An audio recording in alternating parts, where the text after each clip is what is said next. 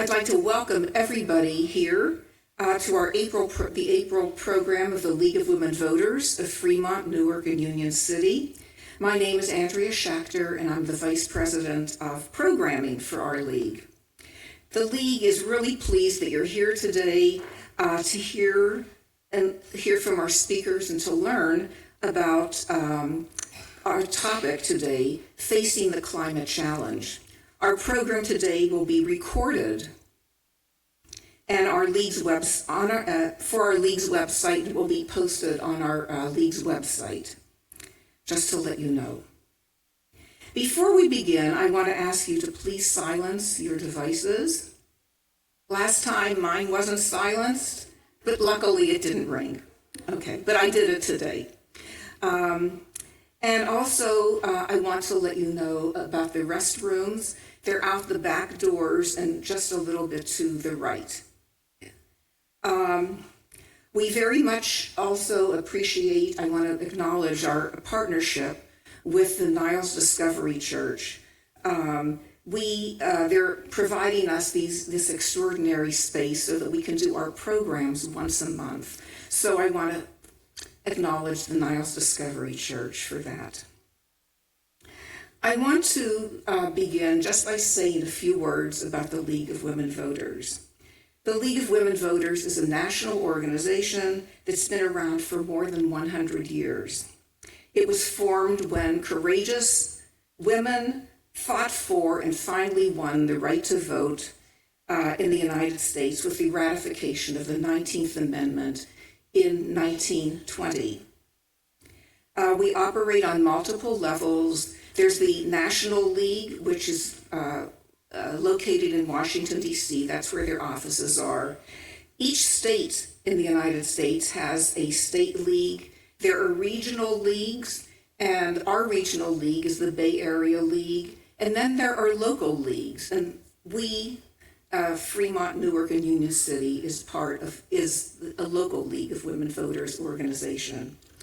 And our local league has been in existence for more than 50 years. That's a long time. The League's mission is to encourage active participation of citizens in government. We work to increase understanding of major public policy issues, and we influence public policy through study, education, and advocacy. And what I'm going to say now is important to remember. While our interests are certainly political, we are strictly nonpartisan. And that means that we never endorse or oppose a particular candidate or a particular political party. I also want to say that our membership, even though we're called the League of Women Voters, our membership is open to everybody, men. We have a lot of male members. So don't keep yourselves back from joining the League of Women Voters, guys. Okay. As a matter of fact, our former mayor, Gus Morrison, who sadly passed away fairly recently, was our local league's very first male member. Our league's motto is, democracy is not a spectator sport. In other words, that means we encourage you to get involved, not to sit on the sidelines like you're watching a football game or a baseball game, but to get involved. And it shows for all the people that are here today that you are involved. So thank you very much. Although this isn't on the program, I would like to invite a person up here to talk a little bit, just very, very briefly, because we don't have a lot of time, about the youth voter movement. Okay. And then I'll come back. Thank you, Andrea, and thank you for putting this program together. The League of Women Voters, our chapter, Fremont-Union City in Newark, has a project called the Youth Voter Movement.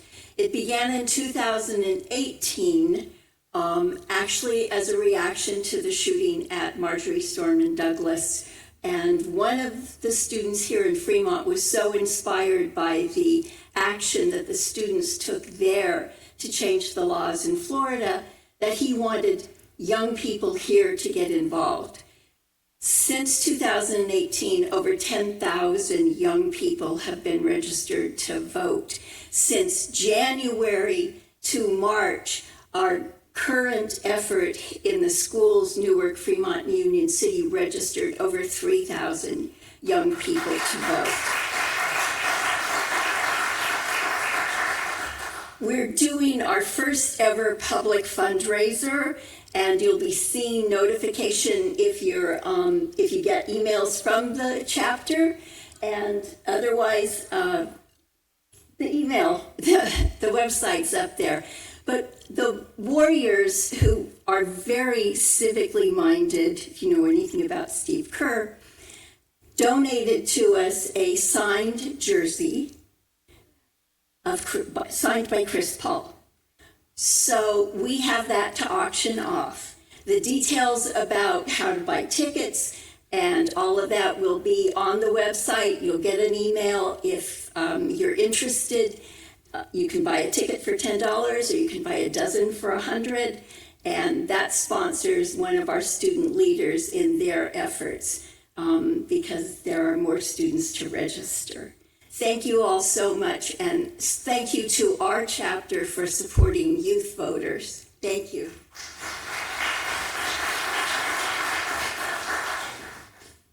Thank you, Valerie. It's good to know that our chapter is working with the youth voter movement, and we've registered, I think since the beginning, when they started, more than 10,000 youth voters just in Fremont-Newark and Union City. It's a huge effort, and it's a really worthy effort. So I want to move on with our program and to let you know that our program today is coordinated by Jan Lemaire and Evelyn Latorre. So let's welcome Jan and Evelyn. Jan and Evelyn.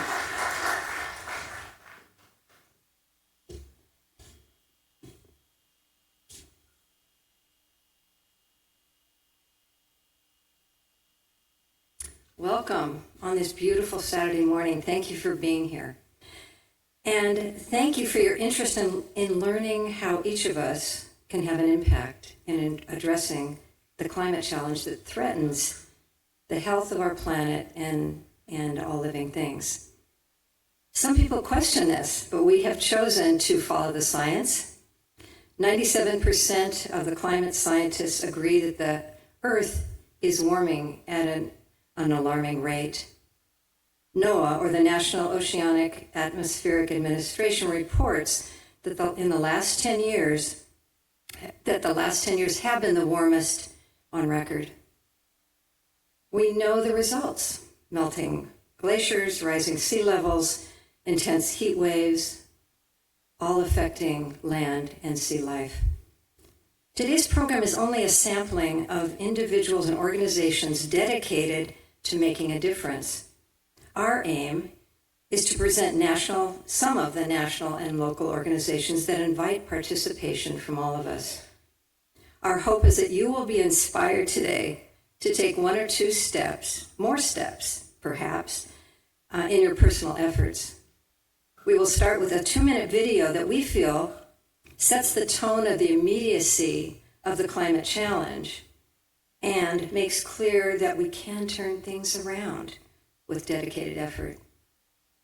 I also, before we start, want to thank Jim Thomas and lead member John Smith for their technical support, and for Pastor Jeff Spencer's support and ideas for this program. So, on with the video.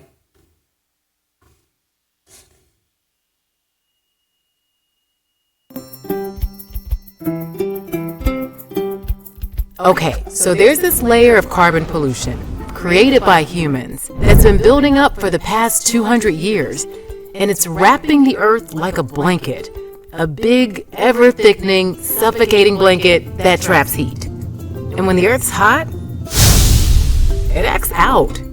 Think rising temperatures, stronger hurricanes, bigger floods, animals going extinct. We all see it. But the good news is, We can kick off this metaphorical blanket. It's already started. It's just not happening fast enough.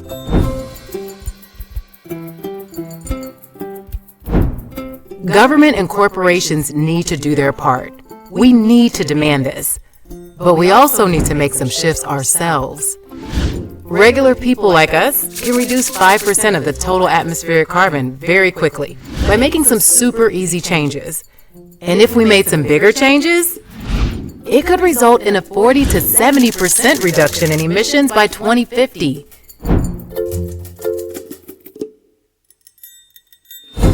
There's so many things, even little things, we can do to cut carbon. From what we eat, to what we buy, to how we travel, to how we live in our homes. All we're asking is to commit to 1 or 2 actions. And when you've got those down, keep going. So start somewhere, literally anywhere. No excuses.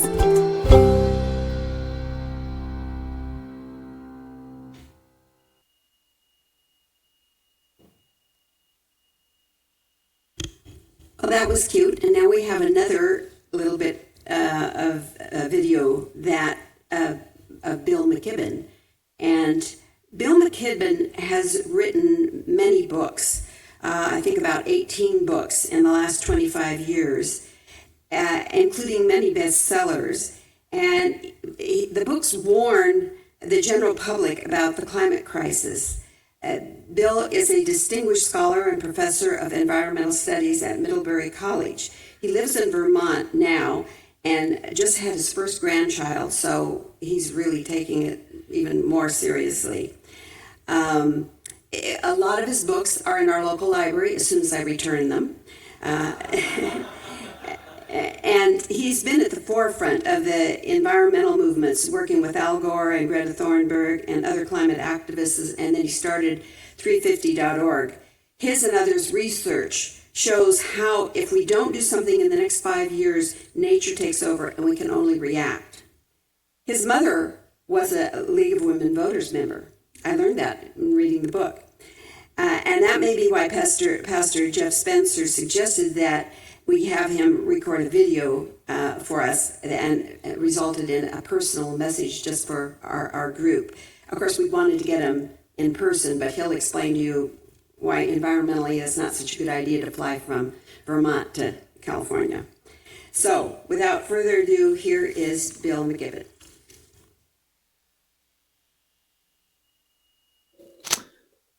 Well, what a pleasure to get to be in the Tri-City area, even if only virtually. Greetings from the Green Mountains of Vermont.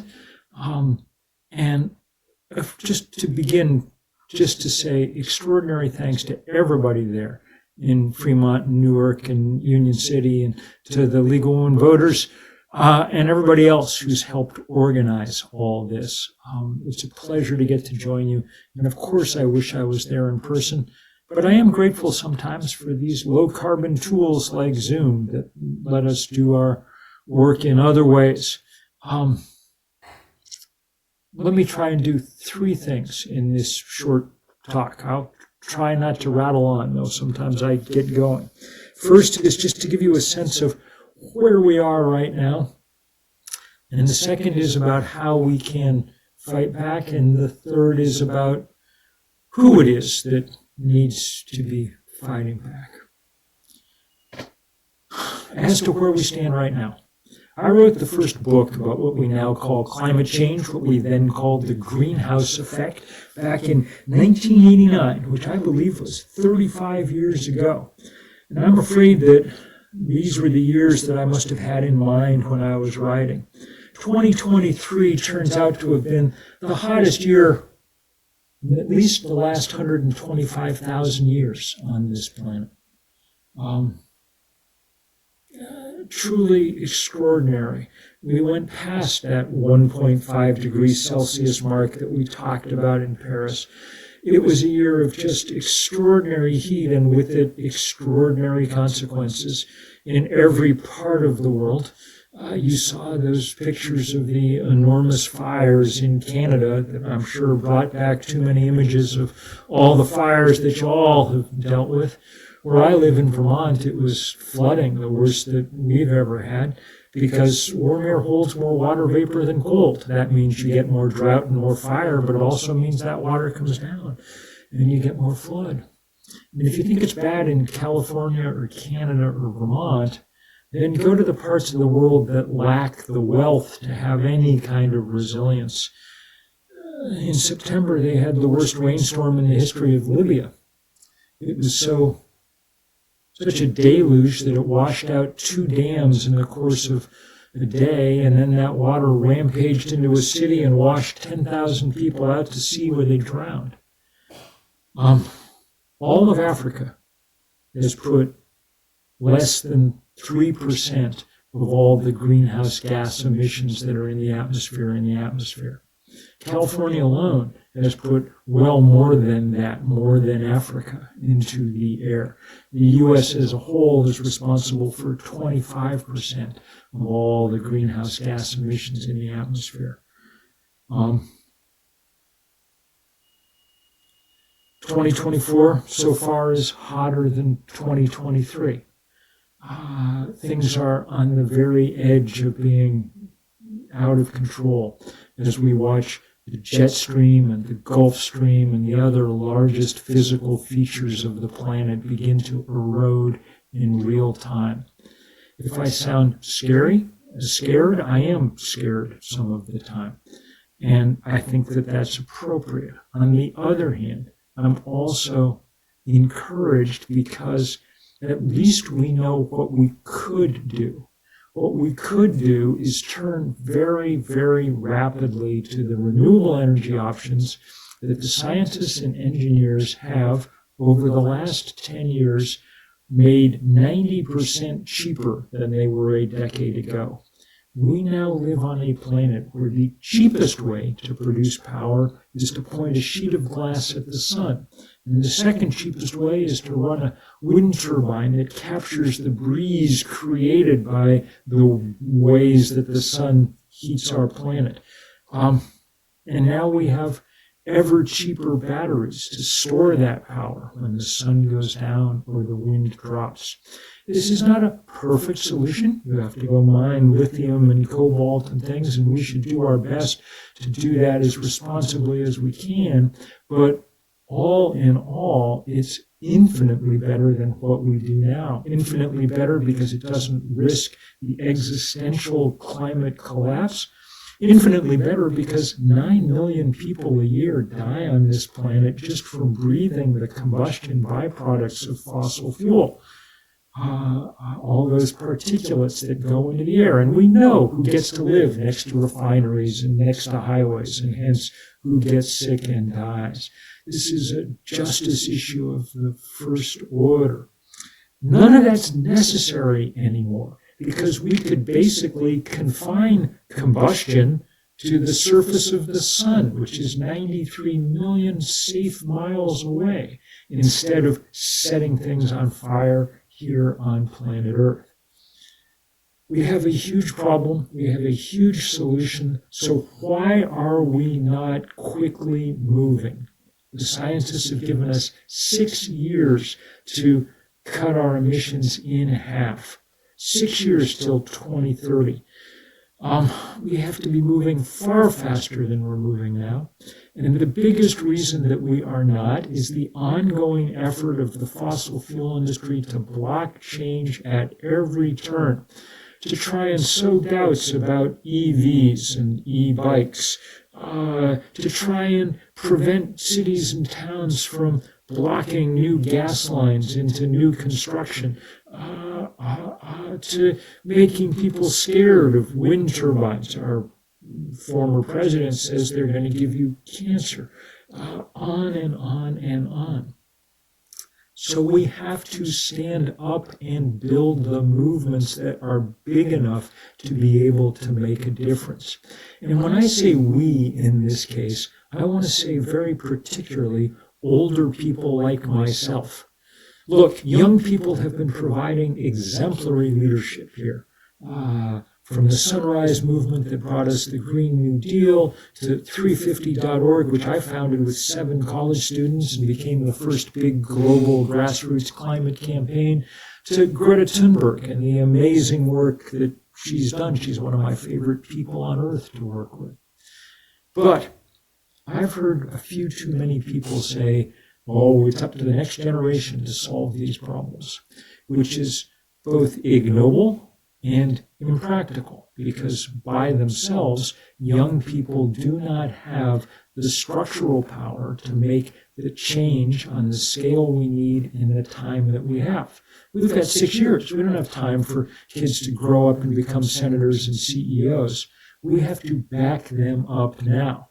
That's why a couple of years ago we started Third Act, which has got to be the fastest growing climate campaign in the country. We now have chapters everywhere, including across California, of people over the age of 60 engaged in trying to protect our climate and in trying to protect our democracy, because those two things are so closely linked.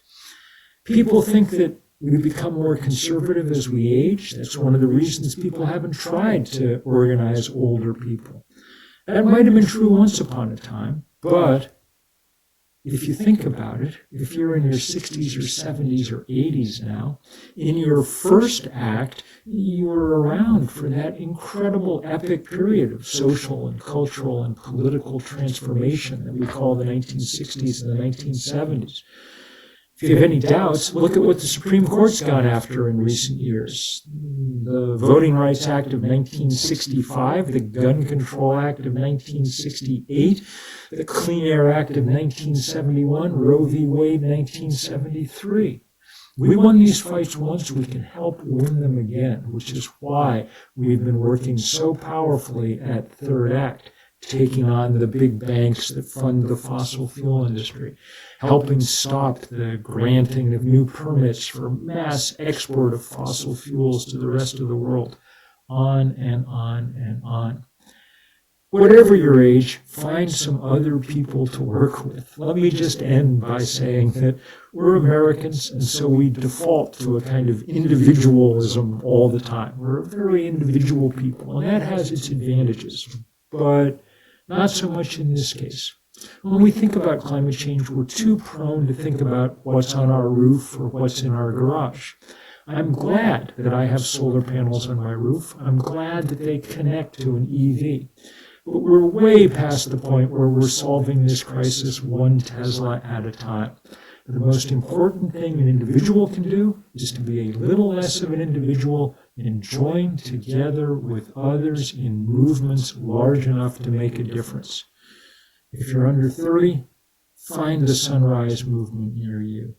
If you're over 60, or tell your grandparents, come join us at Third Act. But wherever you are, find some friends to take action with on a scale big enough to matter.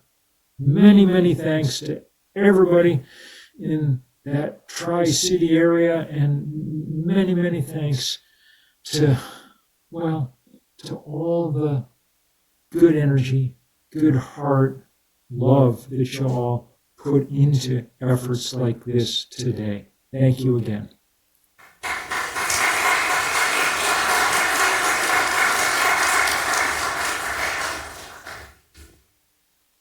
We are so grateful for Bill McKibben to have made that video for us, to be our virtual speaker today.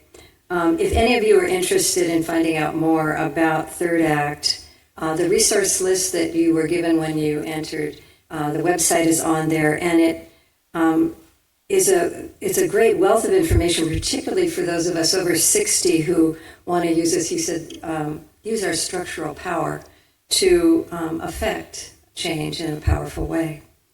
And also, there is a Bay Area Third Act working group, which you can see that link on the website. At this point, I would like to invite up our other speakers to come up and have a seat up here. And we're so glad to have you. And while they're getting settled, you can come up either, probably this way is easiest. Yeah. Or jump. See, young people, I tell you, they can do it. Okay. And Amos. Anyway, while they're getting settled, I just wanted to point out a couple other things for on your resource sheet. A couple organizations that were omitted that we meant to include. One is the other organization that Bill McKibben mentioned, which is Sunrise. And just if you want to make a note, the website is sunrisemovement.org. Again, sunrisemovement.org. And the other organization is the Fremont Sustainable Co-Housing Organization, which is entitled missionpeakcohousing.org is their website. Again, missionpeakcohousing.org. So with that, it is now my pleasure to introduce Amos White, who is the founder of 100,000 Trees for Humanity, which organizes cities and communities to plant trees for climate, equity, and public health. Amos created 100,000 Trees in 2019 as a political and community action response to America's withdrawal from the Paris Agreement. Under his leadership, 100,000 Trees has formed partnerships with Sierra Club, Cal Haas School of Business, Peralta Community College District, and more. Amos is a 2023 recipient of the Jefferson Award. And with that, please join me in welcoming Amos White.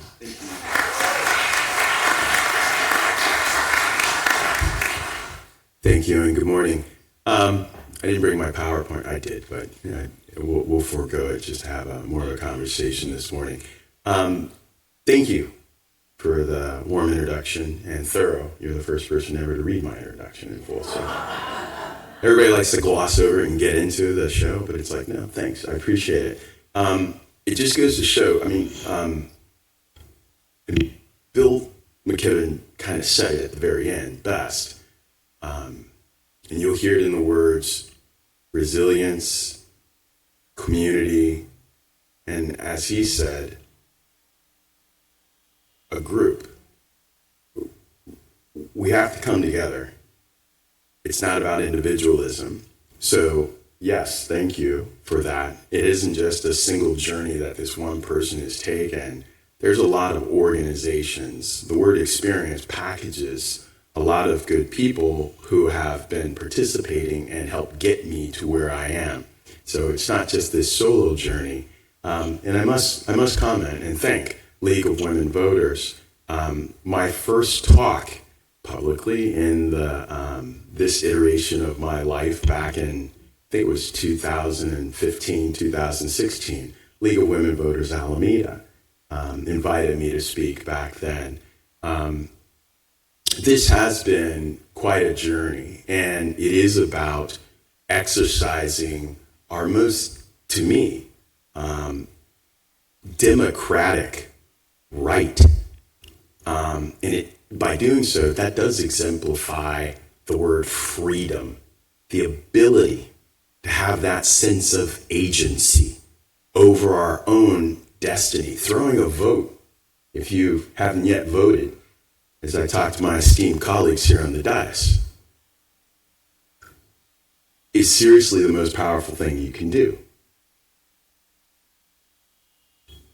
Other than having a little person like yourself later on in life. Not to all the moms. And we really don't get it because it is so simple. In focusing on our democracy, I was still, you can't get it out of your blood. I was a poli-sci major, okay? I wanted to be an astronaut. I was just crushing science and physics and math before computers were a thing back in the day. I am that old. I shave close. But, and I wanted to be an astronaut, and my hero, it wasn't a hero, but I really wanted to follow the path of Senator John Glenn. Okay, Ohio boy, Buckeye. We now play at California Buckeyes. But I didn't make it into the Air Force Academy that I applied to. And actually, I needed a signature of a senator in order to be able to get that entry if I didn't get drafted on their football team. And I didn't get it from Senator Glenn. 4 years later, after playing football at Wittenberg University, having a great career, an okay academic career, it was fun.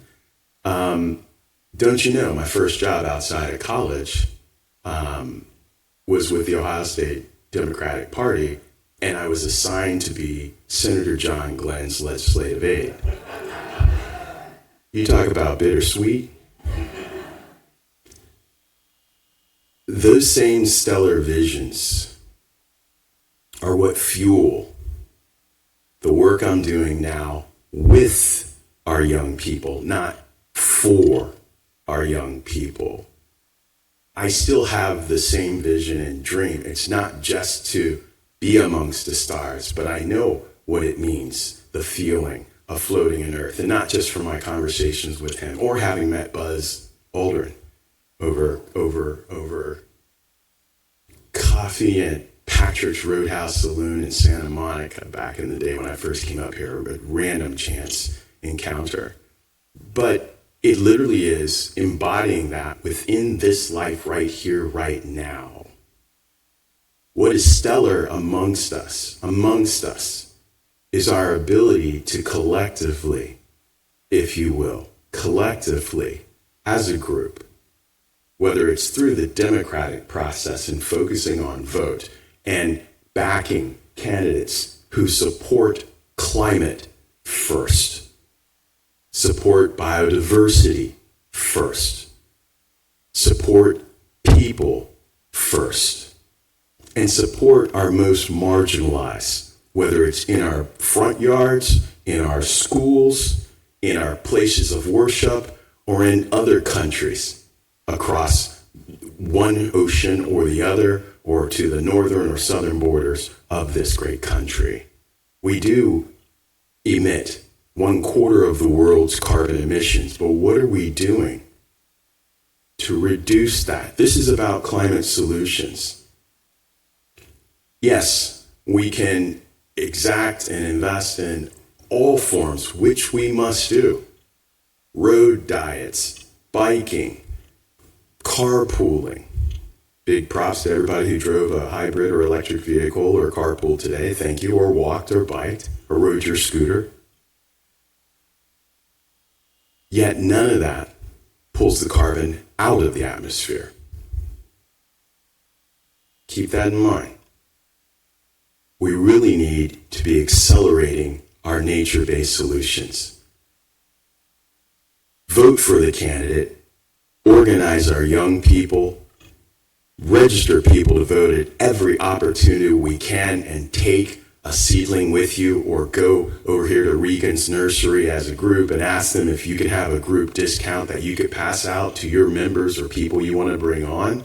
Why? Because we need to increase our tree canopies, not just because it's a good thing and not just because, which it will, pull down the carbon out of the atmosphere.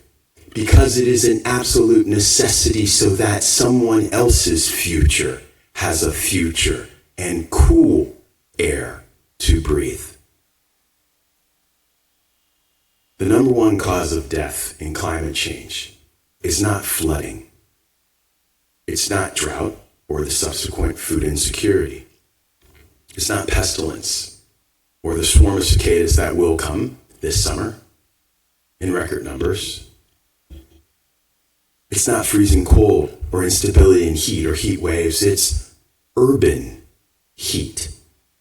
Heat in our cities. Why? Because 80% of the world's population is projected to live in a city by 2050.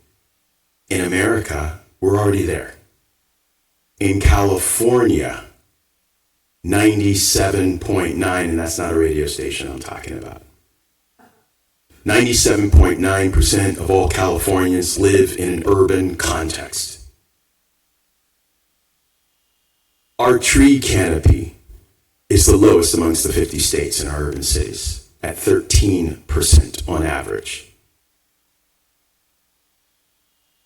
Privileged to say I grew up in Bexley, Ohio. Props to everybody watching from Bexley if we're live. Why? No idea how impressioned I became to go trajectory to be pre-law, go into politics and government, supporting our government and democracy, doing work in public affairs in Los Angeles, coming up here now, pivoting out of that. I worked for a couple campaigns, read the bio on LinkedIn, but pivoting out of that into marketing and into Silicon Valley, okay? And pivoting out of that when democracy was most threatened in 2016. Walked away from the job to organize in the resistance.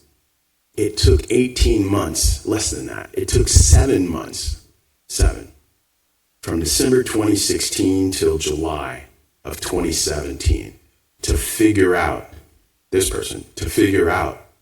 it wasn't about the attacks on Black and brown people from those countries, as it was said. It wasn't about just the attack on women and women's rights or gays in the LGBT community. Those were diversions. It was the big kahuna. Paris. Why? What's going to be the single largest driver of the economy into the future? Mitigation of disasters. You ever heard of climate capitalism? Look it up. We need to back and come together to back candidates, parties, young people who support planting the planet at scale and who want to take a role and lead in their communities, whether it's on school board. If you've never served, you're still eligible. Whether it's on school board or as your local dog catcher, to be able to do things more than just sustainably or resiliently, but think, what is the climate impact that I am having today, and that the strategies that I'm thinking of as I'm doing the work that's on my work plan for these goals, how do these reduce our immediate footprint, but how can we advance and support others who may be allies in the work that we're doing? The single largest fuel source of 100K trees for humanity are our young people. Let me see your hands now. It's not a test. Who's with Rotary or has been? Hold them high. Oh, come on, this Saturday morning. Hold them high. Yeah, thank you for you 4. Who's been or is with Kiwanis? Only 1? Okay. The Rotary Interact Clubs. Head nods? Heard of it? Kids know. That's the youth group of Rotary Interact. Have fueled our tree plantings, our mulchings by the multitudes. They're all on Snapchat and Instagram on the back channel sending off memes to each other. We get kids from Discovery Bay to do a planting in Castro Valley. Mind blown. Because the kids are into it. They get it. They know where their oxygen tomorrow comes from today. They're planting it.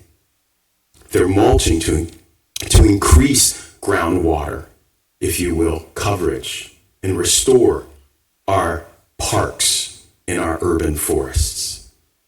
I implore you, as you think about the work you're doing on voting, voters' rights, protecting our democracy, those core tenets of it, our principles as well, that you think about, how can I take personal responsibility? How can I not just do the same as one of us who has founded our organization? You're part of probably more than just this one organization. But how within that organization can you yourself ask them, how can we simply plant a tree? Did you know that one coast live oak breathes out? It's called evapotranspiration. Breathes out 400 gallons of water in a lifetime, in a decade. How about per day? That's a gallon every 32 minutes. Remember those little misters at Safeway that come on, you hear the storm sound, and all of a sudden it's spraying water on all that micro water? Well, scientists call that latent heat. We call it humidity. But when we see it out here in the early morning, we call it the wisps of clouds above the hills. That's our climate. That is our microclimate. In other words, where does Carl the fog come from? The more trees we plant, the greater we restore the evapotranspiration capacities to restore the microclimate. 62% of all of our precipitation doesn't come from the jet stream. Sorry. Comes from the smaller stream that never leaves our immediate area, called the microclimate. 68% of the microclimate comes from the immediate flora beneath it. The more trees you have, the more microclimate you have. The more microclimate you have, the greater your precipitation and healthier ecosystems we have. The cooler our communities are, too. Number 1 carbon sequestering machine in the world. Coastal redwood. Not the baobab tree. Number 2 carbon sequestering machine in the world. Coast live oak. My fellow Northern Californians, this is a call to action. The forests of Borneo, the forests of the Amazon, and the Great Congo may be breathing out the majority of our oxygen and that water vapor to become our climate stream globally. But Northern California is holding it down on sucking it down and grounding that carbon for the planet. The more we restore our local ecosystems with native trees and native adaptive trees, the greater we do our part.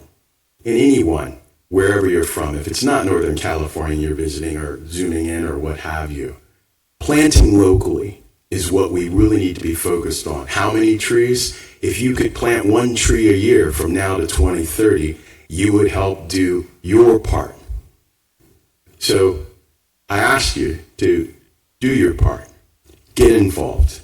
Stay involved. Think about what you can do to help pull down or draw down that carbon by planting trees, supporting tree groups. American high schools represented here, I should point out. So is Washington, right? Right.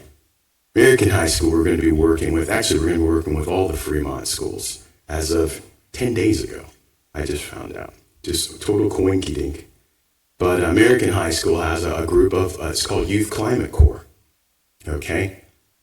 That's our focus. We know we're going to get trees in the ground. Our job is to educate those and to guide those whose future it will be. I invite you to help do the same. I'll take questions thereafter, but I want to thank everyone for your time and thank you so much for putting on such an excellent forum. Thank you.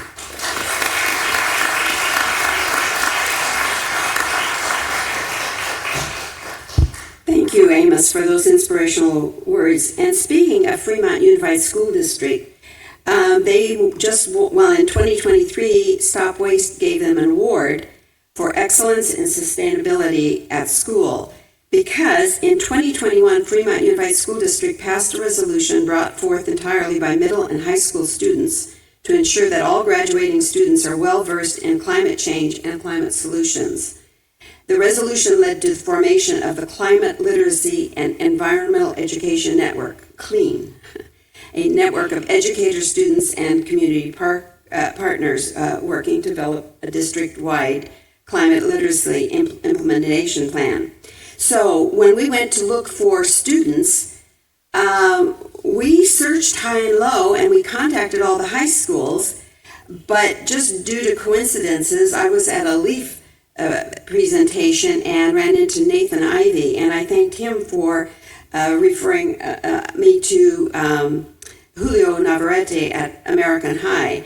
And that's how we got our first 2 speakers from American High, Joshika Balaraman, captain of the Climate Science Olympiad at American High School, and then she'll be followed by Sharma Parma, treasurer of the Science and Eco Club at American High School, and then later I'll introduce our final speaker, Jasmine.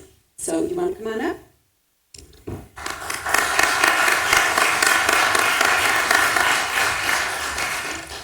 Hello, my name is Jayashika Balaraman, and I'm an 11th grade student at American High School, and it's so exciting to be presenting to all of you guys today. It's quite delightful to see so many people interested in learning about climate science.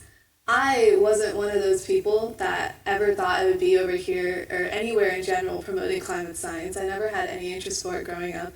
So I'm quite shocked that I am here today, but I'm happy that I am because growing up, I just never had the education and I never learned about climate science, never viewed it as a serious topic. But luckily, going into my 9th grade year at American High School, we had an amazing environmental science program where there was a club called Sci-Eco, or Science and Ecology, and it was an amazing club that had so many motivated individuals that wanted to spread awareness about climate science. And luckily, as I joined that club, I was able to gain more information and learn about climate science and really see how important it is to the future and to me. Because before that, I really didn't think it was that important, but now I realize how much action that I need to take and how I need to spread awareness in order to help out other people as well. So luckily, I had the resources to guide me towards where I believe is a path that can help me spread awareness to other people about an important topic. But I know there are numerous individuals all around the world that don't have access to these kind of resources to guide them towards helping out the environment. And I want to make sure to emphasize the importance of education and seminars and really making sure we bring awareness to this topic so that everyone can realize how important it is to ourselves and our future, and just realize that climate science is an important topic that we need to bring up. And there are various actions that I have taken and I've really encouraged other youth to take as well. As previously mentioned, I am the head of the Climate Science Olympiad in our school, and it's a great organization, but it is just starting out. It's quite new. So there isn't that many people that have really heard of it, but I encourage people to really spread awareness about this organization because it's an organization where people can participate in a competition, academic competition, but it's primarily about climate science. And people can learn information and participate in semifinals, quarterfinals, and just different rounds. And the winners get to actually, I believe the prize last year for the winners was a trip to Dubai and the ability to participate in the COP28 conference. And I don't know if any of you guys have heard of this conference, but it is a great conference. It's held by the UN, and it really has numerous individuals that are really passionate about helping the environment. And these are the people that create the policies that we currently use all throughout the country to promote climate science. And so this has been a great organization. I really encourage people to look into that. Unfortunately, there is right now an age limit. I believe the highest group is for people of the age of 25, but I do encourage that maybe let the younger generation know and help them get started in making sure this Olympiad kind of spreads and people know about this Olympiad. Another big thing that I've been doing and Sharp has also been doing is we've been participating in something called the Youth Task Force. And this has been a great organization as well. I've been in it since last year. And we've been creating events throughout our school and schools all around the Bay Area. And we hold events for Bike to School Day, Walk to School Day, and just so many other things. And we've really spread awareness about the situation to people in our school. And so we encourage, again, that people spread awareness about this organization as well, encourage youth to also participate. Now, this doesn't mean that youth are the only one that can participate. There are so many different people that can participate. There's no age limit to helping out the environment. There's no limit with demographic, location, anything. And so I really encourage each and every individual here to really remember the importance of climate science and how climate science and climate change will affect our future and our future generations. Even little things like taking 10-minute showers instead of 20-minute showers, or remembering to use a little bit less electricity every day and turn off the lights when you're not using it, just so that we can really help out the environment any way that we can. All these little actions are important to our future, and we need to remember to make sure we take these actions and really help out ourselves and our future generations. So I hope everyone can leave today remembering to take those little actions and take those little steps, because there really is no step that's too little. You do want to make sure that you leave the earth with a positive, I messed that up. I had a whole line going, but whatever. Well, you really want to make sure that you have a positive impact on the world. You don't want, yeah, okay. I'll end that here. Thank you so much for having me here today. I'm so happy that there's such a great organization, and thank you so much.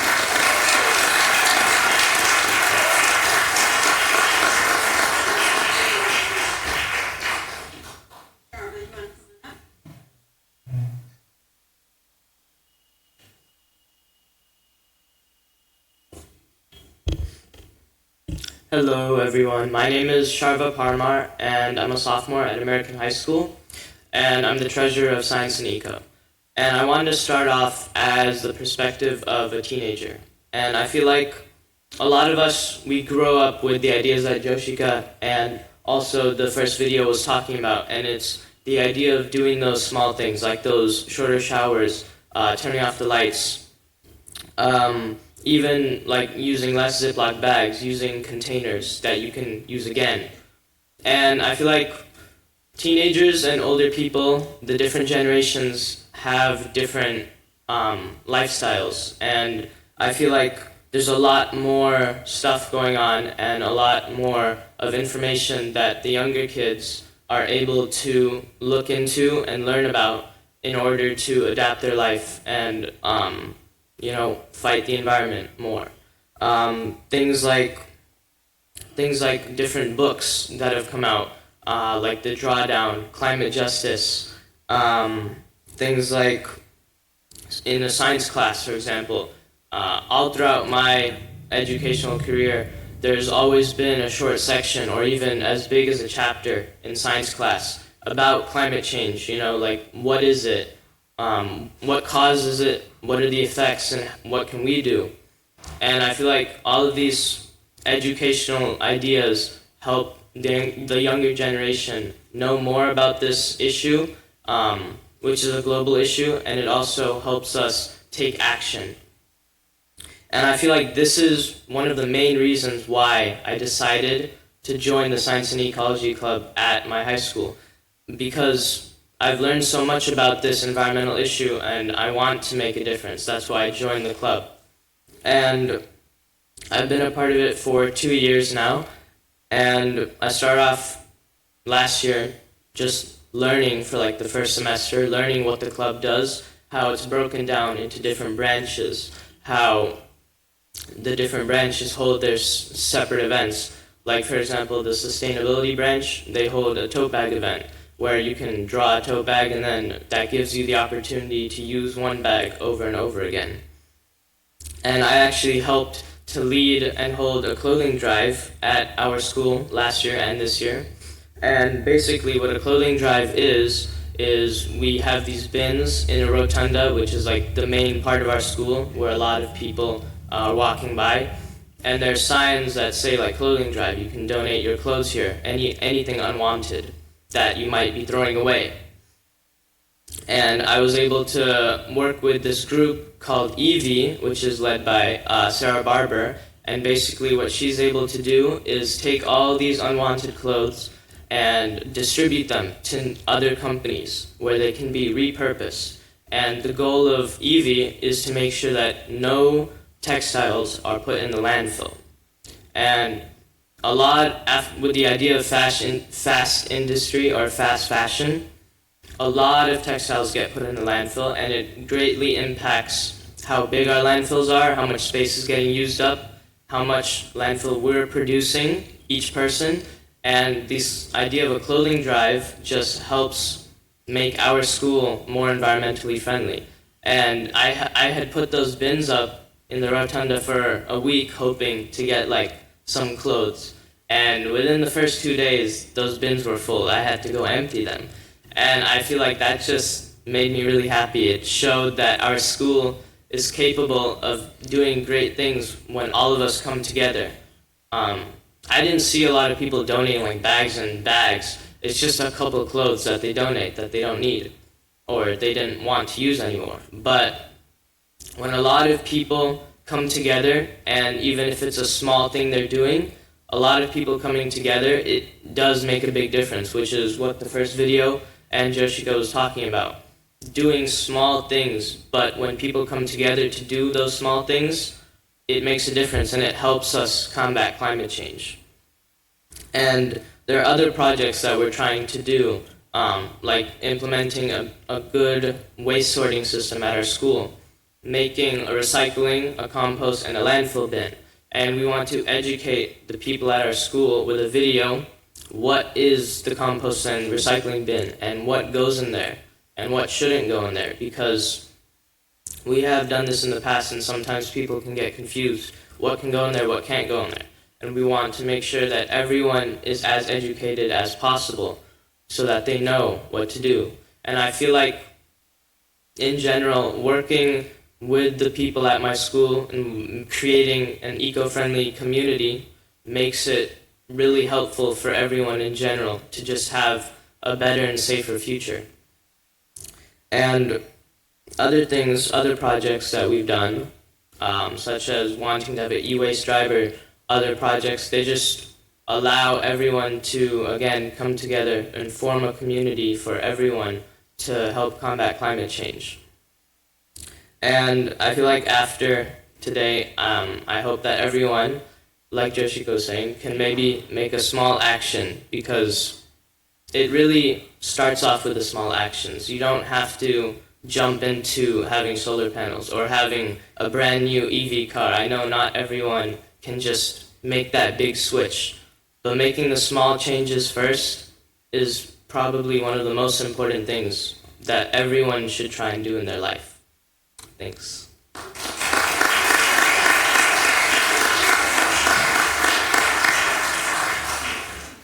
Thank both of you. Before our final speaker, I wanted to tell you that there will be a brief time for questions to ask of the panel, and the microphones are here. If there are two people that will be running the microphones around, so just raise your hand if you want to ask a question.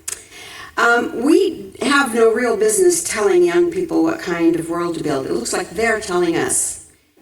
And that will both be an opportunity and a responsibility for them. Our job is to arrest the lurch in upwards temperatures. Our final student speaker we found through the president of the Tri-City Ecology Center, Caroline Harris. She told us about Jasmine. And rather than tell you all the things that Jasmine is doing, I'm going to have her tell you. And she is founder and president of the Washington High School Ecology Club, but she's done a number of other things. So, Jasmine?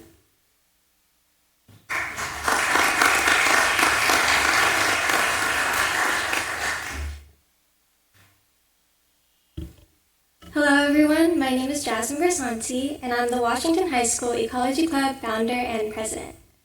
More than that, however, I am a daughter, sister, student, and at my core, an adolescent advocate. As someone undergoing the effects of climate change in real time, youth advocacy is an ideal I have always held close to my heart. However, it wasn't until a year ago that I truly started to take action in my community. While volunteering at the 2023 Earth Day Fair, I was able to meet Caroline and the rest of the Tri-City Ecology team. I remember the moment clearly. I had just finished my session and decided to spend the rest of the afternoon exploring the fair. Upon my stop at the Tri-City Ecology booth, I was overcome with the need for change. Hearing their vivid passion for environmental transformation was truly inspiring and motivated me to support the cause, especially considering the effect it would have on my life years down the line. In the week following the fair, still filled with their ignited enthusiasm, I registered as a TCEC volunteer, representing the group at fairs and booths. Very quickly, I was able to form close bonds with people like-minded to me, all working towards a shared common goal.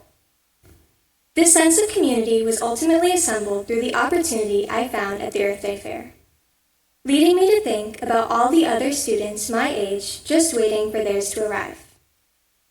I'm a firm believer in the value of community and wanted to give not only this to other students my age, but the opportunity to make a difference as well. In September of 2023, I assembled a small group of environmental advocates within my school community and discussed the topic of an ecology club to them, to which they eagerly agreed.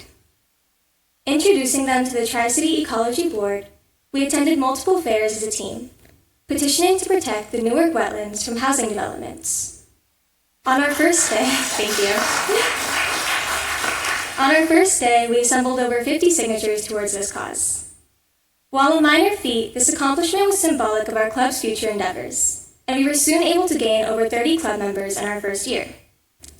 To be surrounded by such passionate people, all of which are dedicated to aiding the environmental crisis, has been so inspiring, and I'm so grateful for the opportunity to have done this. Their excitement towards volunteer work continuously incites me to keep going, and I'm so grateful for the community. The product of one of these incitement sparks was our beautification project. On October 28, 2023, also known as Make a Difference Day, over 20 volunteers came to Washington High School, helping us to put in new mulch, collect and separate trash, as well as trim the trees around campus. Our school environment is one of the most prevalent in our daily lives, and the opportunity to improve the space for all students felt incredibly heartwarming. However, none of the events we planned, such as this one, could occur without the support we receive from outside organizations. With the help of the greater community, we are able to accomplish goals far beyond our personal capability. I want to firstly thank the organization you've heard so much about already, the Tri-City Ecology Center. My experiences with this group are truly what started it all for me, and I'm so grateful for the opportunity they've provided. They have not only given me this opportunity, however, but the necessary resources and guidance to accomplish everything I need to. Another group I have recently become involved with is Go Greenish California, a youth-led nonprofit hoping to bridge student empowerment and environmentalism through the means of advocacy and youth-led policy. As the organization's operations director, I have learned so much about environmental legislative policy, especially with the recent instatement of our Greenish Schools initiative. Since its release, it has been adapted into over 546 schools across California, increasing sustainability measures on campus and within the curriculum. Finally, as previously mentioned by my American high school friends, I'm one of the Alameda Youth Task Force representatives for Washington High School.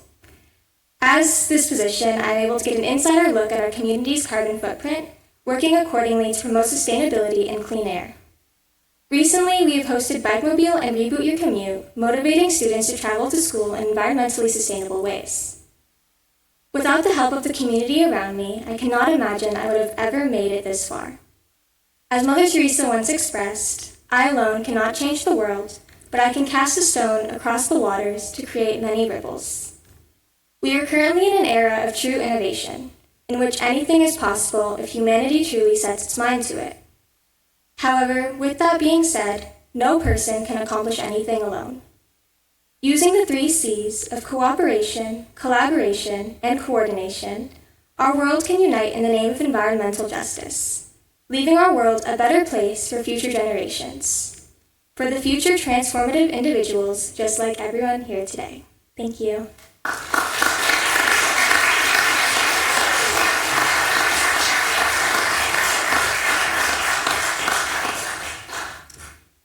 Thank all of you. And now if there are any questions, will the 2 mic runners please come and get the mics? And there, I see one right there. And I will be giving our speakers some gifts. And the bags are all recycled and our glasses are recyclable.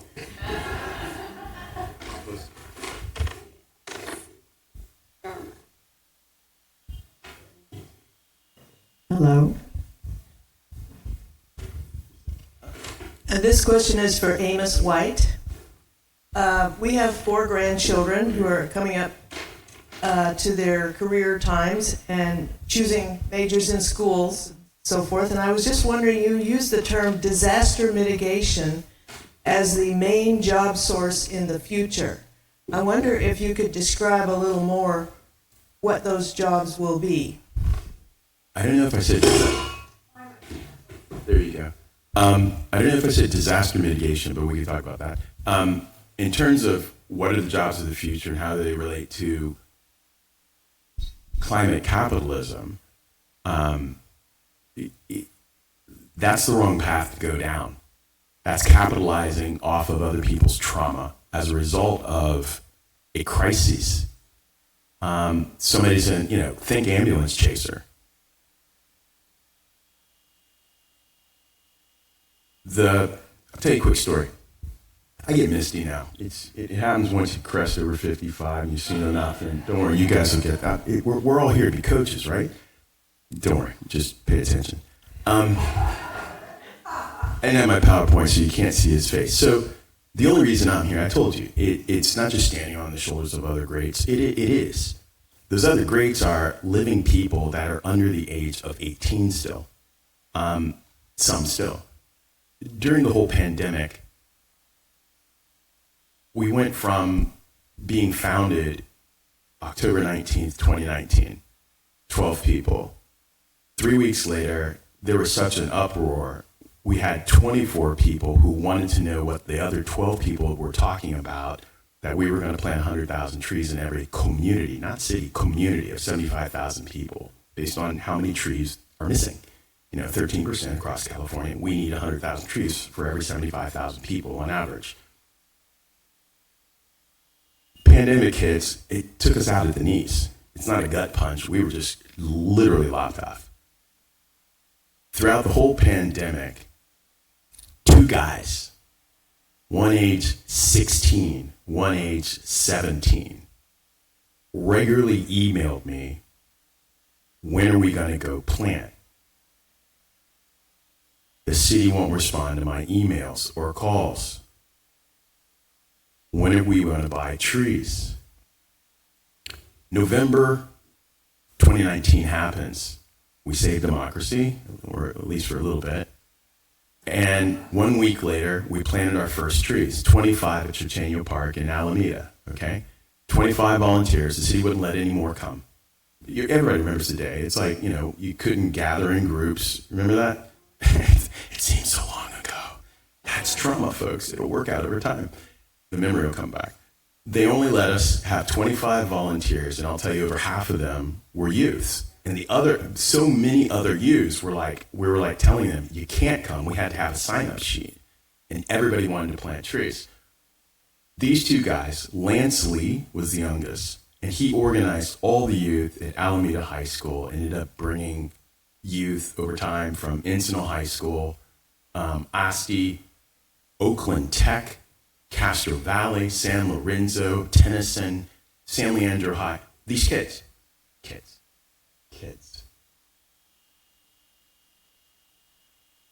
His buddy, 17, was James Zoe. James drafted the flyer that you'll see today. I haven't changed it because they made it. We didn't pay. We tried to pay for a graphic designer to do all our stuff. The kids wanted to do it, and they did. Our logo, everything. I let them do it because it's their future. James tells me summer of 2022, after 2 years planting trees and mulching, Mr. White, I got into 5 of my colleges. I said, heck, you applied to 5? That's expensive. But he was from the good side of town, went to one of the Bay Area's best high schools, Alameda High School. I said, which ones? And he named them off. Davis, Santa Cruz, Cal State East Bay, University of San Francisco, and Cal Berkeley. And I was like, whoa. Because, why? Because for 2 years, his first 2 years that he graduated in 2020, he went to Peralta Community Colleges. Now, although he was at one of the best high schools, had great grades, lived on the great side of town, he didn't want to put a financial burden on his family during a pandemic, during uncertainty, and he went to study engineering at Laney College and Merritt College. And he told me he got into these colleges, and he told me where he wanted to go and started talking about UC Davis, and I said, yo, whoa. James, I've never taken a point of privilege with you. I've let you guys run everything. But I said, I'm going to tell you one thing. You're going to go to UC Berkeley. And this is why. I said it's because that once you graduate, because you've already done 2 years, once you graduate in 2 years, you're going to be our first hire back. And I want you to go not be the person who coordinates all the high schoolers, but to be the person who actually is the ambassador, to tell people you planted trees for 2 years for your future. But now you're going to be a software engineer, and he decided to work on software that can, I forget what his trajectory is, but these guys, it's not about thinking about how they can be foresters or urban foresters. They're getting ideas while in the field on how they can apply it towards their dreams of being a star man or of being an attorney, a corporate attorney, for how they're going to do it differently that impacts climate. Those are the jobs of the future that focus on circularity, circular economy, and regenerative systems. That's why I'm behind youth, because they already get it. No preaching necessary. But those are the careers of the future and how these guys are thinking about it now while they're planting trees. I'm a Dominican sister of Mission San Jose, and Sister Jeanette is here with me. And for the past few years, we've been planting trees. We heard of the Trillion Tree Project and have been doing some experimentation with that and seed balls and that type of thing. But this year, we really heard about the urban forest concept, where individual trees are fine, but the urban forest is self-sustainable and a complete ecosystem unto itself. So we are now currently looking into that for our 26-acre Mother House grounds here in Fremont. And in the Santa Cruz Mountains, we have 150 acres with a redwood forest going through, et cetera. So we're really interested in tree planting. We've been doing it out there and here. But thank you for the leads, the connections, because we can't do it alone. Like they said, it's very important to have you all with us. But I would really love to know if there's something specific we need to plug into that would help us with these projects. So for getting access to trees to plant, there's a wonderful organization known as Urban Forest Friends. That's actually a branch of the Tri-City Ecology Center. And actually you mentioned Interact earlier. I'm in my school's Interact Club and within the district. And we recently worked with Urban Forest Friends to do our community project for the year. So that was amazing, and they were really helpful with gaining access to the kind of greenery to plants. Also, with the Tri-City Ecology Center, they offer great resources if you need volunteers. And also, just as my club, I'm the president of my club, and I know so many of my members just love being there to volunteer and just love being there to do what they can to help the community. So those are wonderful places to look.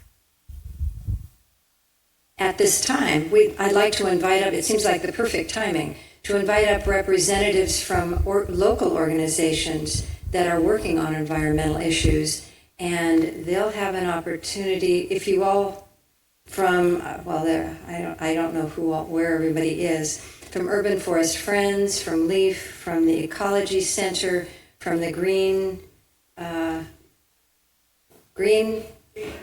Team. Oh, right here. I'm sorry, I didn't even say. So if you could just line up here.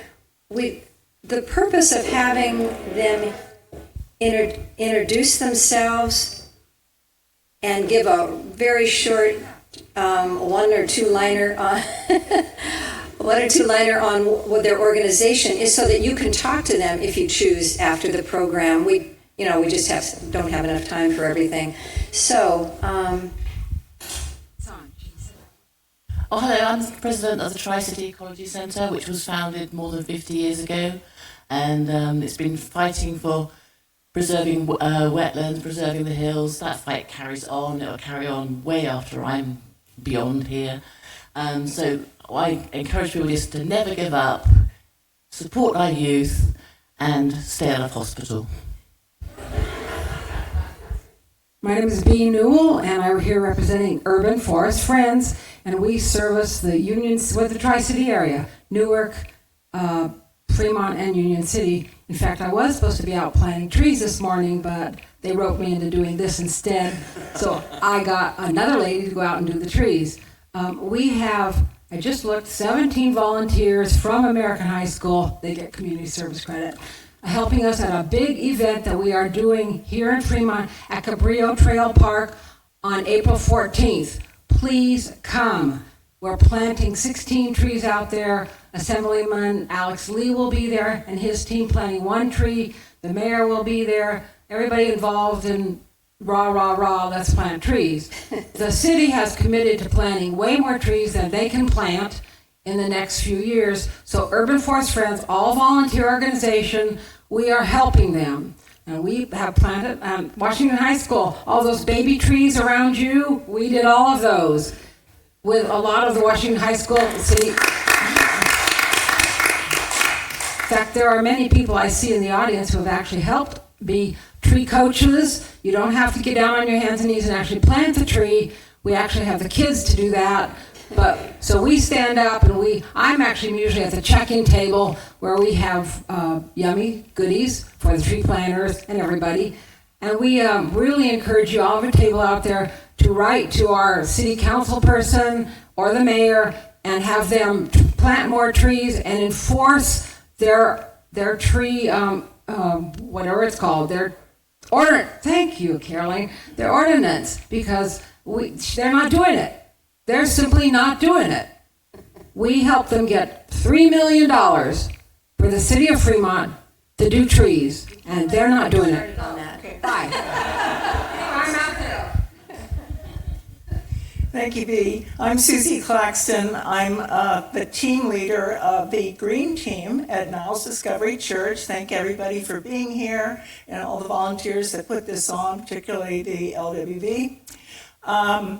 Our motto slogan is "Stay cool," and our hope is to keep home, help our Mother Earth. So go to the Ministries tab on our website, and there's QR codes in the back. You can come to the the website for Niles Discovery Church and Ministry. We're a Green Team, and we advocate for climate care here at the church. All of our members are very involved in many of these activities you've been hearing about today. We are allies with our community, TCEC, Urban Forest Friends, League of Women Voters. And so at church we do Kairos moments once a month. And these are moments of, the moment is now. We must act for our earth, our environment.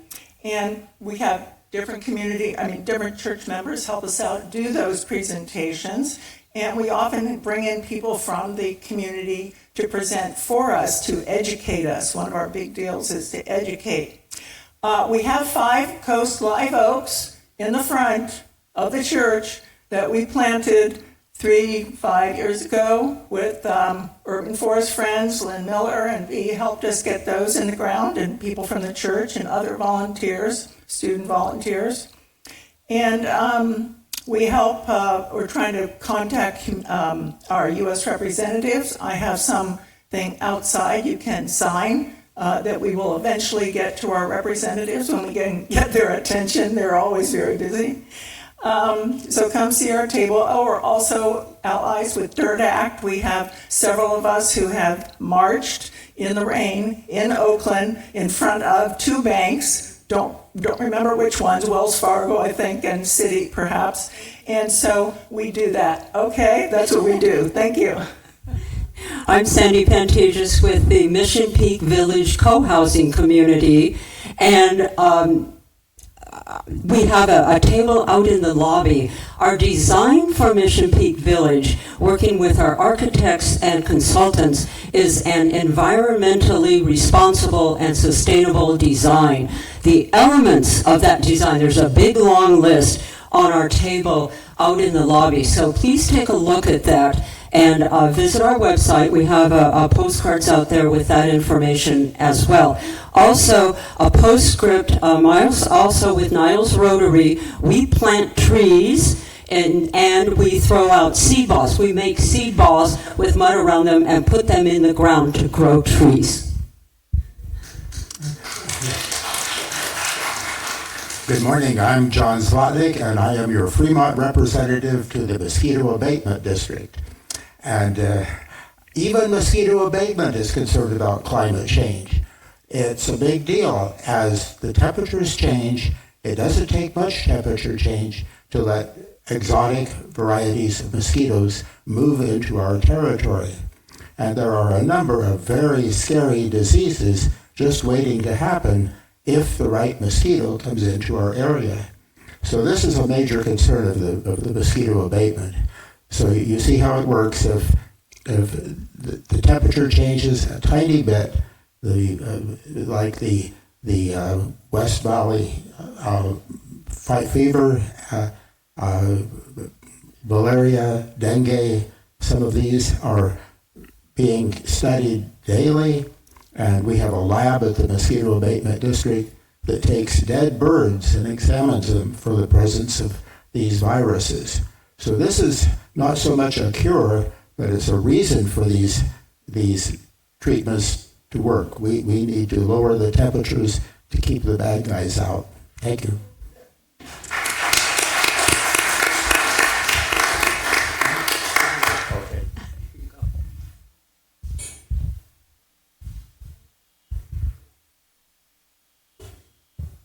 Got it. Thank you all for being here to represent your organizations, to tell us about it, to continue to inspire us on what else we can do. I want to thank all of you again for being here, especially to our speakers, who we so appreciate. Give another hand.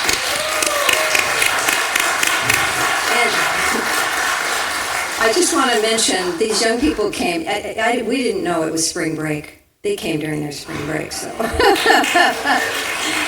Yeah. If there's one thing that's been a consistent message today, it's that we can't make the change, the climate change needed on our own. And we hope you've been a little inspired or learned something that will inspire you to take that next step or two on helping to face this climate challenge that truly does threaten the quality of life on this planet. We have some greenery. I wanted, before I forget, Amos brought some plants, so some seedlings. Do we know what kind of trees? We have coast live oak. We have. Are they marked? Yes. The Okay. coast live oak, Fremont cottonwood, the real tall ones, and some California buckeyes. So you can do your planting. Yeah. Okay. So anyway, that is for whoever chooses to. Thank you for that gift. And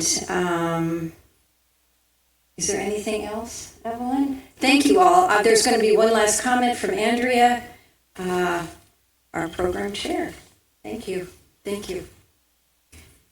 Well, again, I want to thank you all for coming. It was a really informative and inspiring program.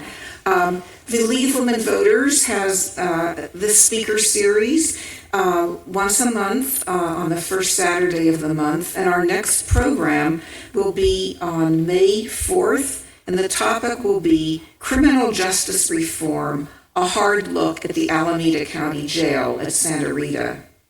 At this point, I want to ask Shamsa Rafseh to say a few more words about the youth voter movement.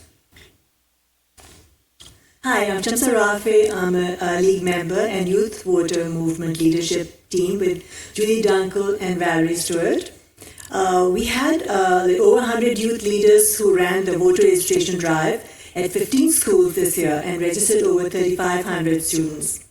In order to make these drives possible, we need your financial support. Please help us by joining this raffle. This is like Susanna. She's giving the flyers right now. And she's also one of our youth leaders. She ran the Logan High School school team. And we registered about 900 students in Logan High School. Susanna is one of the leaders there. And so the shirt, it will be the jersey of NBA Warrior jersey by future Hall of Famer Chris Paul. His jersey is signed and it is for raffle. And all the info is on the flyer. If you have any questions, please ask me. And the drawing will happen on June 8th. And please write your number on the memo. And you can also suggest a student, because when you buy 10 raffle tickets, then you will get you pay 100, you get 12 raffle tickets, and the 13th one will be given to a student for the raffle. So please feel free to give me any questions. Thank you. Thank you. Okay. Thank you. The Youth Voter Movement thanks you for your interest in participating in the raffle, and we thank you for your participation and your attention here today. Thank you.